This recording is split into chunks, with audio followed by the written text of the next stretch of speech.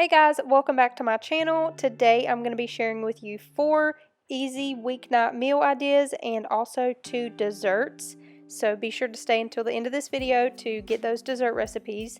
And I hope you guys enjoy this video. Please give it a thumbs up if you do, and don't forget to subscribe to my channel. And let's go ahead and get started. So this first meal that I'm going to be sharing with you is grilled chicken with rice and green beans. We like to get the French style green beans. We just like the texture of them better than the regular cut green beans.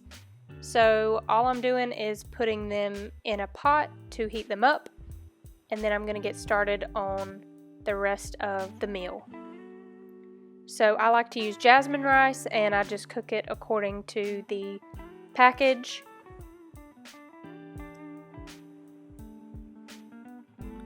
And this is the organic chicken breasts that I've been getting from Aldi. Aldi has really great prices on organic meats and organic vegetables, so I highly recommend going there if you have an Aldi in your area. And as you can see, I'm just cutting them up into small chunks, and I'm seasoning them with salt and pepper and garlic powder and onion powder. I'm putting about a tablespoon of butter in my cast iron pan, and then I'm just going to add the chicken straight into the butter. Just going to let this go and get nice and crispy, and I'm showing you guys that the rice is already done and the green beans back in the back just have to be heated up. So this is a super quick and easy meal if you're, running low on ideas. And here I'm just showing you guys that I have been really trying to date all of my ingredients. So like leftover chicken breasts that I'm putting in the freezer, I have been trying to really stay consistent with dating them. And then I'm putting some butter on the rice, and that meal is complete.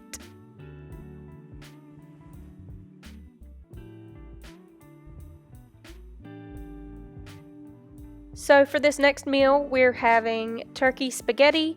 It's super simple. You just need pasta and some meat and some pasta sauce.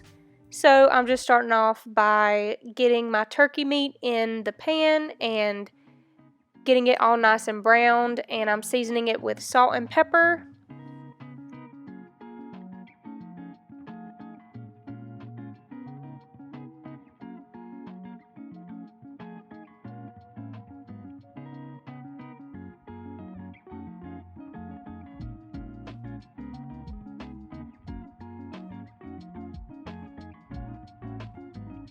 I'm also adding some Worcestershire sauce to the turkey meat just to give it some more flavor.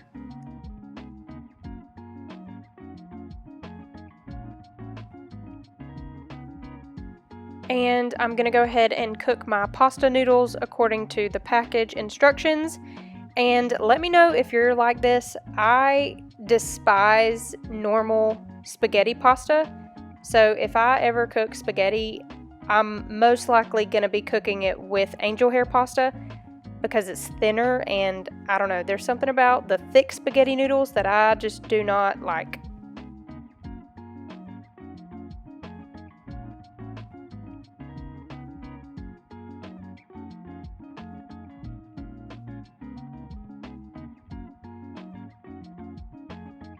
So here again, I'm just showing you that I'm trying to stay consistent with dating everything that I open so that I know how good it is, so that it just doesn't go to waste in the fridge if I don't know when I opened it.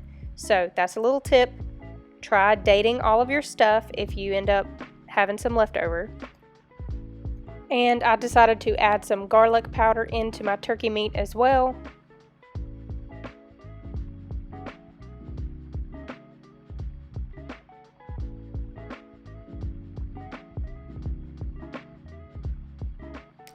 And I'm just combining everything like you would a normal spaghetti night, just adding all the pasta to the pan and adding pasta sauce and all of our meat. And this made a ton of spaghetti. Like we ate on this for like a week, not even kidding, for lunch and supper. So this is a super great, cheap meal if you need some food, if you need to feed your family for cheap and you need a lot to last you, this is a great meal to do that.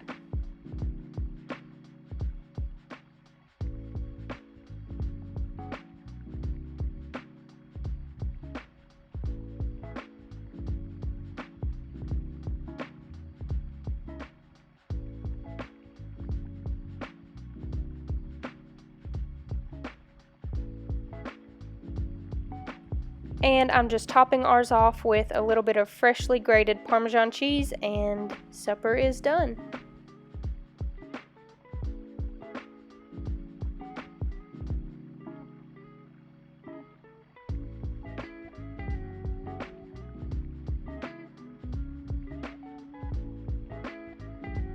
Next up, we just have some more grilled chicken with roasted broccoli and roasted potatoes. So I'm just going to preheat my oven to 400 degrees. And I'm going to go ahead and line my baking sheet with aluminum foil and go ahead and put that in the oven to get it all nice and hot for when I chop up all the veggies. And I'm using organic broccoli and Yukon Gold potatoes.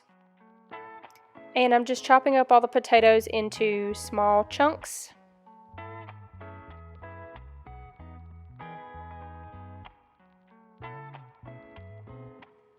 And I'm just trimming down the broccoli to make them into bite-sized pieces.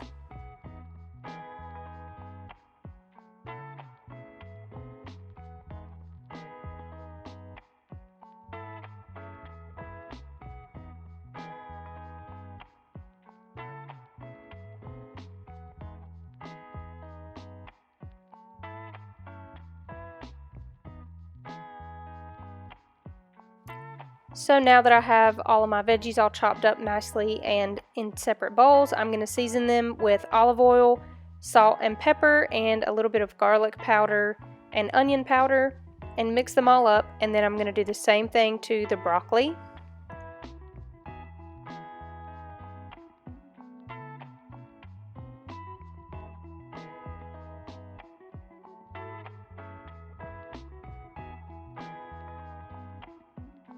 Then I'm going to add them to my preheated baking sheet and bake them in the oven for about 35 minutes.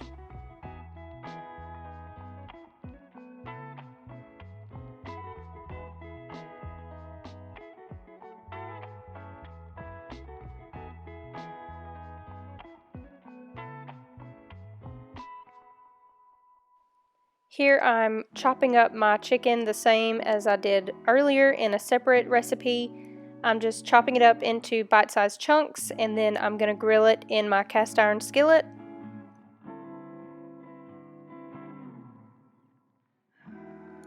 And I'm seasoning the chicken with salt, pepper, and garlic and onion powder. And then I'm going to mix it up very professionally.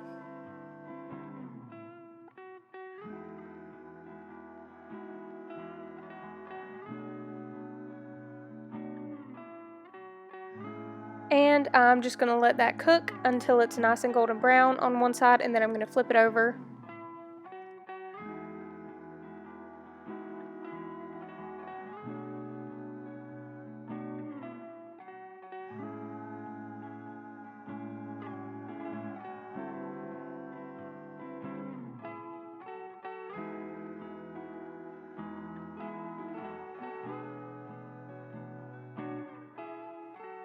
And there you have another simple, easy meal that takes no time to throw together, and we just served it with some ketchup for our potatoes. This next meal has become a favorite in our house. It's called like Vodka Ravioli or something like that. I'm just using these cheese ravioli that I got from Aldi, and I'm making sure to salt the water that my ravioli goes in because it does make a huge difference if you forget. And I'm preheating my oven to 350 degrees. After the ravioli is cooked and drained, I'm adding a layer of ravioli to the bottom of a casserole dish and adding some vodka sauce, spinach, and mozzarella cheese in a layer.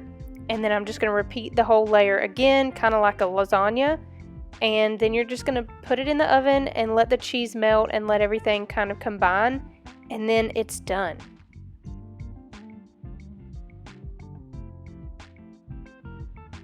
I will say, if you decide to make this, don't do like I did. Be sure to put down the spinach before you put down the sauce, because our spinach kind of got a little crispy because there was no sauce on it. So learn from my mistake. It was still really good, but it would make it even better. So this is what it looks like before it goes in the oven, and then when it comes out of the oven, it looks all glorious and wonderful like this. Oh.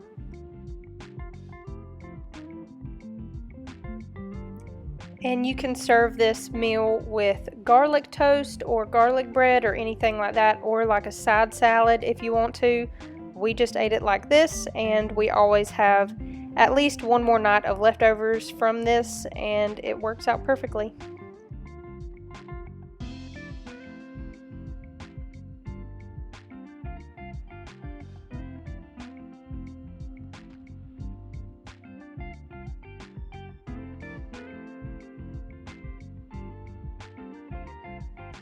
Now on to desserts. So this first dessert I'm going to make is a peach cobbler. So what you're going to need is some sort of milk. I'm using almond milk. You need cinnamon, some sort of sugar. I use coconut sugar, vanilla, half a stick of butter, 1 can of peaches, baking powder, and flour. And if you have self-rising flour, you don't need the baking powder, but I had to make mine self-rising flour. So you're going to put the half stick of butter in the oven and let it go ahead and melt. And then you're going to add all of your dry ingredients to a bowl and mix them all together. And I'll have the link to this recipe down below. I had to half it because I didn't have 2 cans of peaches. Anyway, then you're going to add all of your wet ingredients together. So I'm just adding my vanilla into the milk and then pouring that into our dry ingredients and mixing that all together.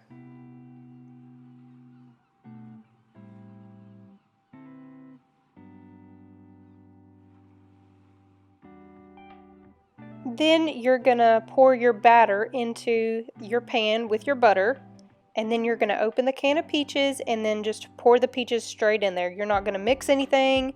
You're not going to mess with it at all. I just kind of wanted to spread my peaches out a little bit better. This is what it looks like before it goes in the oven, and then I'm going to just go ahead and put it in the oven and set my timer for 25 minutes. And this is what it looks like when it comes out. I will say I had to leave mine in for a little bit longer, but it was delicious. This next dessert is one of my all-time favorite desserts in the world. It is pumpkin pie. So you're going to just preheat your oven to 425 degrees, and I like using 2 of the traditional pie crusts. And this is everything you're going to need. You're going to need some pumpkin puree, 2 eggs, 1 can of evaporated milk, some sugar, ginger, cloves, cinnamon, and salt. And like I said, I use coconut sugar, but you can use white sugar if you want to. And the same thing goes for this recipe. You're just going to go ahead and add all of your dry ingredients into a small bowl and mix them all together.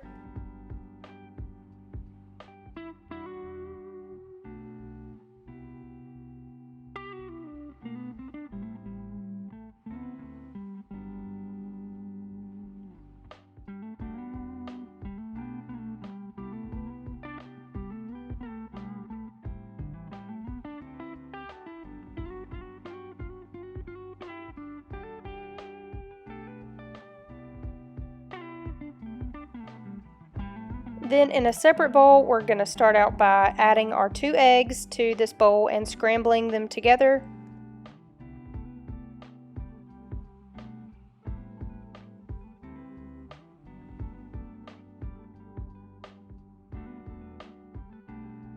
Then we're going to add our pumpkin.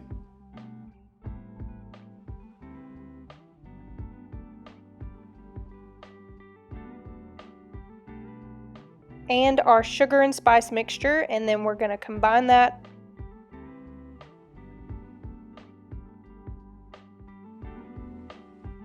Then once that is combined, you're going to gradually stir in your evaporated milk.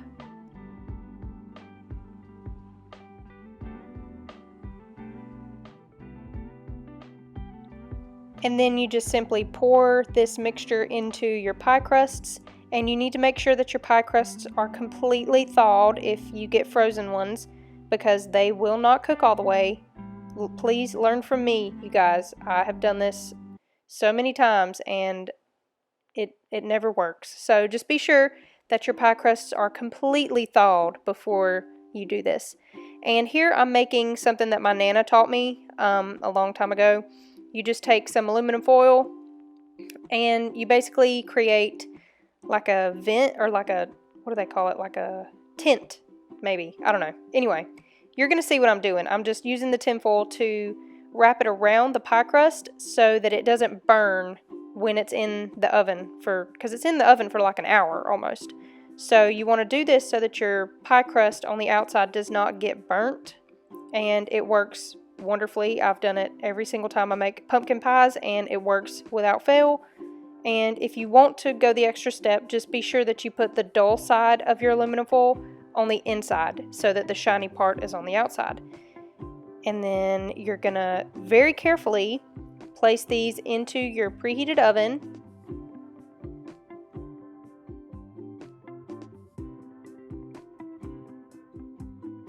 You could be smart and put your pumpkin pies on a baking sheet, but I like to live life on the edge. But you're gonna set this timer for 15 minutes, and then once that timer is done, you're gonna lower your temperature to 350 degrees and set this timer for 40 minutes. Meanwhile, your entire house will smell of the amazing pumpkin aroma that is your pumpkin pies, and it will make you so hungry. But anyway, so you can then remove your aluminum foil, and if you want to be sure that your pumpkin pies are done, just take a butter knife and stick it in the middle of your pie, and if it comes out clean, then it's all good and it's done.